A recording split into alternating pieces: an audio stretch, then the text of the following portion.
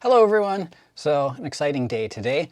I just received this package from none other than Stu from UAV Futures.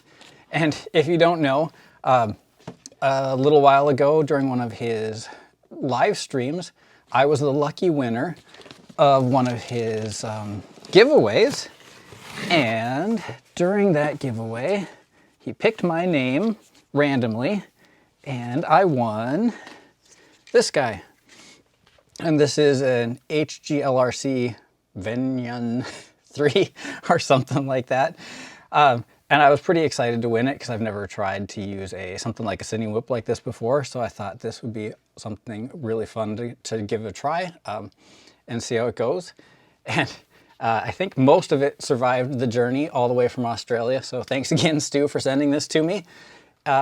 The TPU mount for the GoPro is a bit squished, but that's not really an issue. I've got a 3D printer right back there, and I'll print out a new GoPro mount. I think this one's for a Hero 7, and I'm using a Hero 8 anyway, and probably want to have them in a few different angles.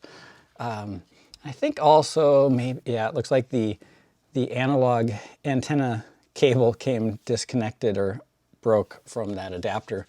But since I've switched over to the DJI system, I haven't been using analog in a long time.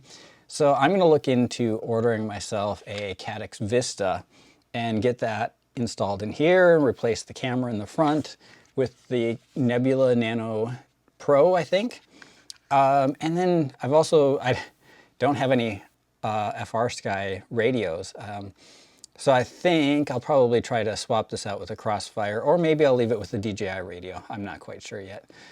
Anyway, I'll have to get online and see if places have those things in stock and get them ordered and see what I can do with this guy.